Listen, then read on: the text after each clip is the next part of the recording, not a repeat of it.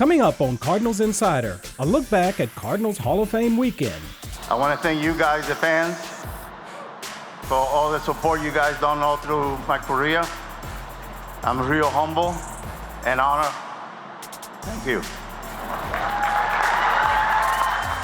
Plus, a piece of Cooperstown comes to St. Louis. And so this very likely will be the only time that Scott Rolen's plaque leaves Cooperstown. And later, do you remember this moment? A swing and a high fly ball. That's hit deep to left field. Tyler O'Neill just won the game. And the Cardinals celebrate a 5-4 victory in 10 innings at Busch Stadium. Tyler O'Neill does. Those stories and more ahead on a brand new Cardinals Insider.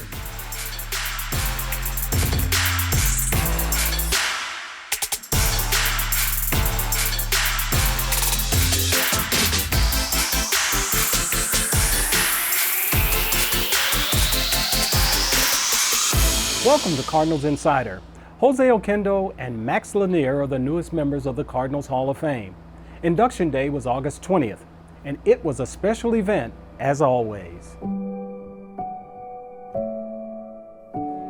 Ladies and gentlemen, welcome to the Together Credit Union Plaza at Ballpark Village for the 2023 St. Louis Cardinals Hall of Fame induction ceremony. Please welcome today's honorees, the 2023 Cardinals Hall of Fame induction class. Let's welcome Max Lanier. And representing Max is his son Hal Lanier, a former Cardinals coach from 1981 through 85 and the 1986 Manager of the Year for the Houston Astros. Hal Lanier, welcome. Our next inductee has a connection to almost every single one of the men that are sitting behind me today. He's been synonymous with the Cardinals for nearly 4 decades as a player, a coach, and an instructor. Ladies and gentlemen, the secret weapon, Jose Oquendo.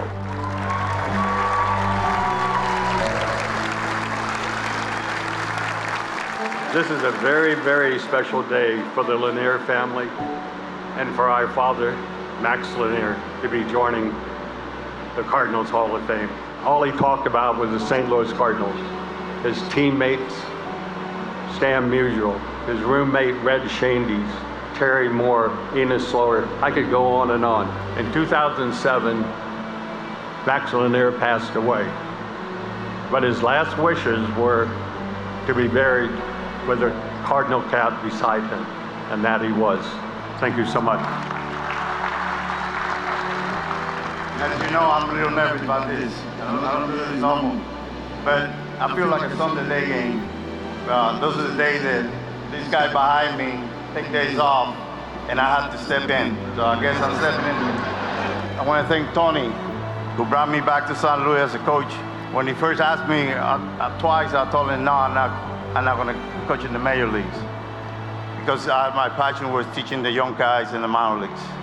But he promised me that when I get to the big league, I'm going to be teaching just as much that I do in the minor leagues. And he was right.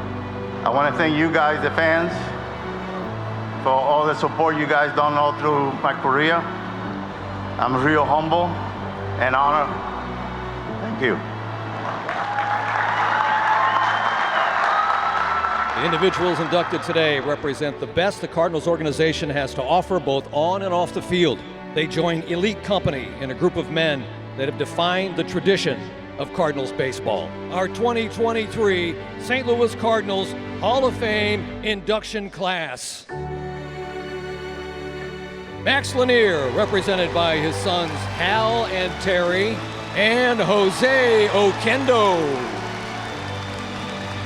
Ladies and gentlemen, the St. Louis Cardinals 2023 Hall of Fame class.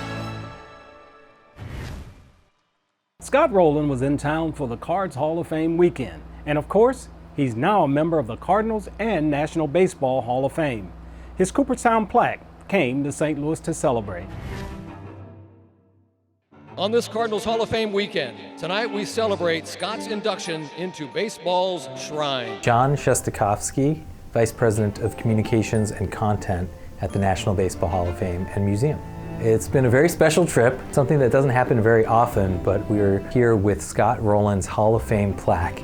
Scott was inducted just a few weeks ago in Cooperstown. His plaque was unveiled and put up on the wall, And for a very short period of time, and perhaps the only time ever, this plaque is coming off the wall, and it's been a joy to share it with the fans here. It's very rare that plaques come off of the wall and leave Cooperstown. Probably only 10–15% have ever left at any point, and when they do, it's for a very brief time. If a team is honoring a Hall of Famer after his induction, we'll make that offer to bring the plaque out. And so this very likely will be the only time that Scott Rolen's plaque leaves Cooperstown. It's so special. You see so many fans who grew up or spent a lot of time watching Scott, respecting his career, and are just so thrilled to see this plaque. It really brings back memories. People remember what he did, but people also remember where they were. People remember who they were with. And that's the beauty of baseball. That's the beauty of Cooperstown. It's memories. It's how baseball brings us all together. Being able to bring Scott's plaque out to St. Louis is a chance for people to reconnect with those memories. Straight ahead on Cardinals Insider, Tyler O'Neill discusses some of his favorite moments. It's just that feeling of satisfaction. You know, all the boys are so pumped for me. That's next.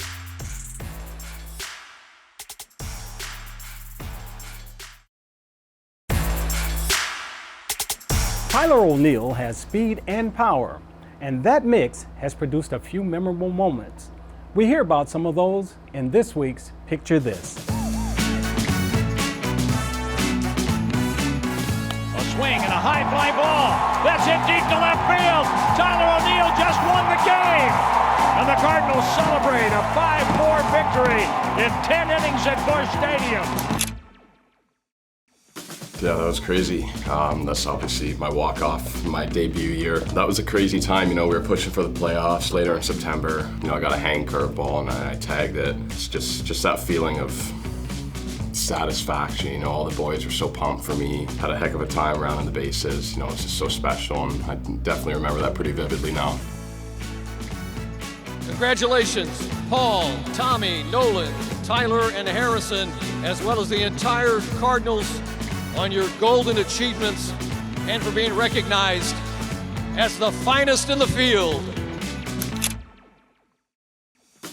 Yeah, I mean, Gold Glove, I mean, it's my favorite award. It's something that can never be taken away from me. It just really reflects all the hard work and the effort and the dedication that I put into my fielding work. You know, when I came up and debuted in 18 and 19 and going up and down, you know, they really, the Cardinals organization here, they put a lot of emphasis on me improving my defense and, you know, getting better in that regard. Just everything, just like my jumps, my throwing, just taking it more personal, I guess, and that's what I did. You know, I still obviously have in my house to this day, so hopefully we can rock up a couple more of those.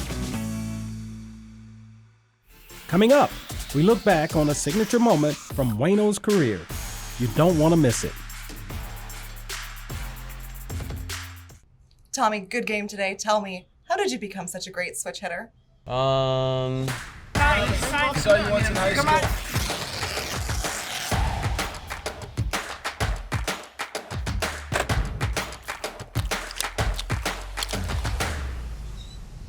Batting cages. Big fly, Tommy Edman. Edman swings and it's a drive. It's a grand slam.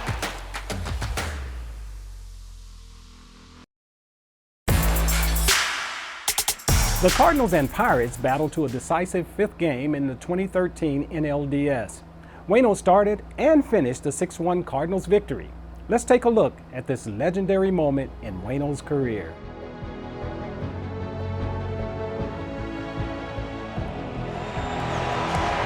Wainwright strikes out Pedro Alvarez, and the Cardinals win it 6-1. I just want you to know I love you. Yeah. I trust you. I believe in you. Let's bring this thing home, guys.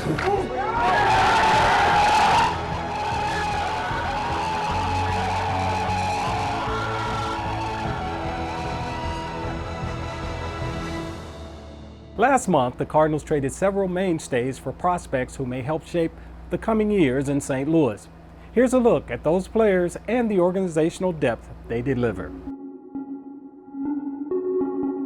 In the 48 hours leading up to the trade deadline, the Cardinals moved 5 proven big leaguers for 9 young players who can help shape the years to come. Here's a look at a few who are already making a difference in the system. Thomas Saggese has been an impact bat for AA Springfield. In his first 10 games, the 21-year-old infielder has hit .346 with 5 homers and an OPS over 1,000. Saggese rockets this to deep center field. Tolbert back, it's at the wall, and it's gone. A solo home run for the new guy. At AAA, 24-year-old Cesar Prieto is raking too. Over his first 10 games, he hit .349 with 6 RBI and a .408 OBP. All that has led to 23 total bases. Let's move to pitching, where Adam Kloffenstein struck out 11 batters during his first 11 innings pitched. The 22-year-old has frozen 17% of those strikeout victims. And he's frozen on a slider on the corner. His fellow teammate, Drew Rahm, has been electric too. The 23-year-old former 4th rounder came over in the Jack Flaherty trade. He's filling the zone with a 64% strike rate. No surprise, he has 18 punch-outs and an 8.2 ERA over his first 2 starts. That's just a few of the new farm hands making a difference. We'll keep an eye on their progress over the remainder of the minor league season, and we'll likely get to see some of them this spring in Jupiter. For Cardinals Insider, I'm Emily Stevens. Still to come, Brad Thompson joins the Cardinal Insider podcast. So some great baseball stories are straight ahead. A lot of people, huh? Yeah, Mr. Rolen, a lot of people here. And he flicks me the ball and he goes, well, good luck. Stay with us.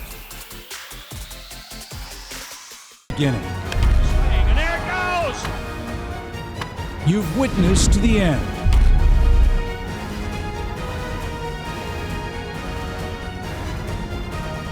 Now relive the magic.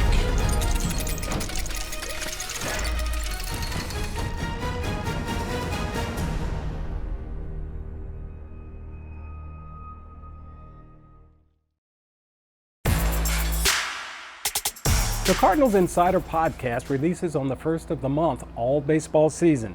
July's episode featured world champ turned broadcaster Brad Thompson, and he delivered some great stories. But I remember jogging in, and this is Busch 2, right? So it's the old stadium. You know how big Busch 2 was and how it would surround you. And I made the mistake of when I'm trotting in, I kind of did this one. So I throw my warm-up pitches, throw it around the horn like normal, and I'm still kind of like taking it in a little bit. And Scott, playing third base obviously, walks over with the baseball, and he looks at me and he's like, your parents here? I'm like, oh, they didn't make it yet. They're going to come in the next homestand. He's like, oh, okay, great. It's like, a lot of people, huh? Like, yeah, Mr. Rolen, a lot of people here. And he flicks me the ball and he goes, well, good luck. And then just walks back off to third. When we were in Cooperstown, we took some of our corporate sponsors and clients up on the trip with us, and one of them pulled me aside and she said, it is amazing the history of the club and the success, but how good these people are. Yes. We want to bring the best players we can into this experience and this setting, but you want them to treat each other well and treat the fans well, and we've been incredibly fortunate. I remember one of my first spring trainings, first big league spring training, was actually the same year that I ended up getting called up, was 2005.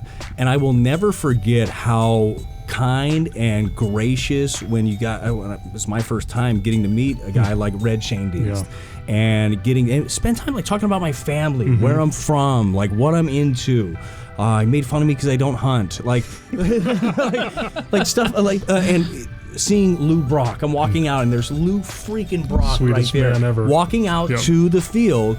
And Mr. Thompson, how are you doing today? And I'm like, oh my God, Lou Brock knows my name. It was on my jersey, okay, guys? It was like right there. But he gave me the Mr. Thompson. Thanks so much, Brad. We'll be back on September 1st for our season finale. For Brad, Joe, and Larry, I'm Brett. We'll talk to you next time on the Cardinals Insider Podcast. For 50 years, St. Louis was home to 2 major league franchises. The Browns left for Baltimore after the 1953 season, but 70 years later, their history is still alive and well. I'm Ed Wheatley, president of the St. Louis Browns Historical Society and Fan Club. 70 years ago, they played their last game in September 1953. That means they haven't been here for how many generations, you know? And we still have so many members and just so many people who were at those games that, but unfortunately now they're in the late 70s, 80s, 90s, but they still come and they still love the Browns. And they have such strong, not only memories, but they just feelings towards this team. And it's just so great to be able to keep their memories alive. I think there's two things about this legacy of people in the Browns today. One is, for even young generations, who was this team that my father, my grandfather always talked about and rooted for? Now they're learning, and they're being able to see it with the movies we've made for PBS, the book we've written, or just to come here and walk through this history. People can now feel it. The second thing is, I give a lot of talks to retirement homes or luncheons about the Browns and things. I mean, it's just so stunning. A person will walk up to you and say, I want to show you my Brownies Brigade card. He pulls it out of his wallet. The Brownie Brigade, that means it's at least 70 years ago, but it's still in his wallet. Or people will come and say, hey, you want to see it? Here's my ticket. They'll pull it out of their purse. This lady, I was at Game 5 of the 1944 World Series. See, here's where I was sitting, They have these pieces of cherished history of this team's legacy, and they're not letting it go. They're keeping it. And I think that's what our job is at the fan club, and keep this memory, this legacy alive. When we return, I'm answering one of your questions. It's Ask Ozzie, and it's up next.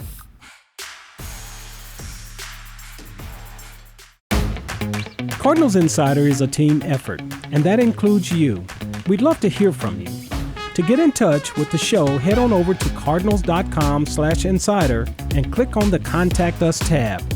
And while you're there, you can rewatch old episodes and check out our podcast too.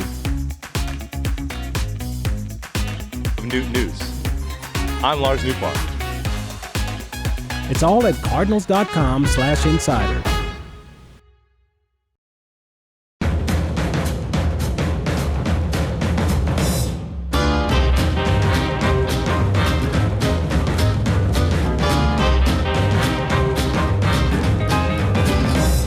For this week's Ask Ozzie.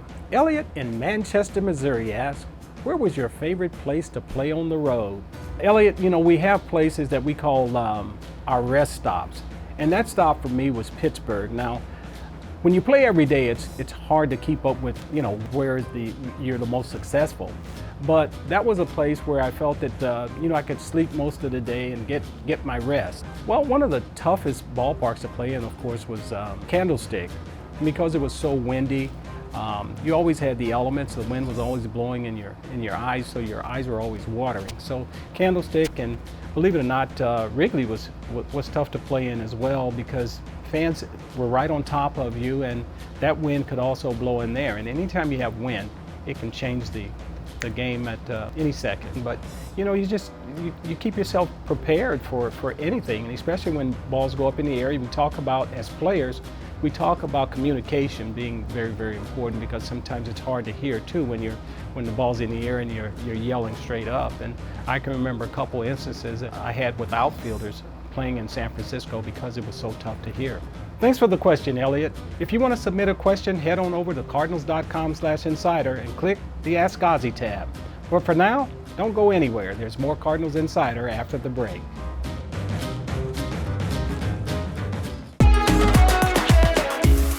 No place takes you in depth with the Cardinals like our YouTube channel. Get to know the players, come along for one-of-a-kind experiences, and hang out with personalities from across Cardinals Nation. Plus, we capture the days and moments that make Cardinals baseball so special. Just search St. Louis Cardinals on YouTube and be sure to subscribe so you never miss a video. St. Louis Cardinals Baseball.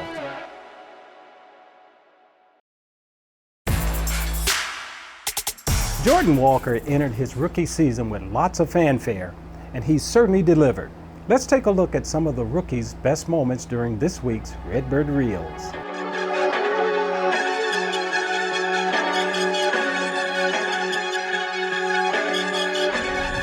Breaking ball hammered down the line. A J-bomb! Jordan Walker's first big league homer. And a curtain call. Little pop, that's trouble. Walker on the run. Dive! Did he get it? Yeah,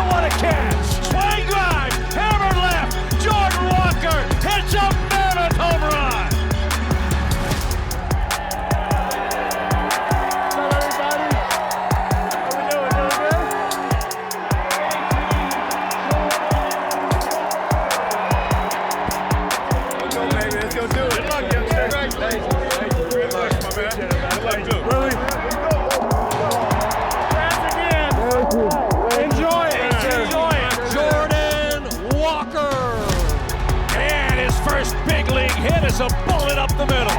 Welcome to St. Louis. Swing, and there's a long one. Left field, and it's out of here. Swing, fly ball. That's headed to the bullpen. Give Walker another hit. There's a base hit. Walker's streak lives on. A hit in 17 straight. And there's a drive. Kemp moving back, and it's gone. Got one to hit. Smacks it into the left field corner. Thataway, kid. That's it for this episode. You can always catch us online at cardinals.com/insider or watch full episodes on YouTube. Thanks for joining me, and I'll see you right back here next week.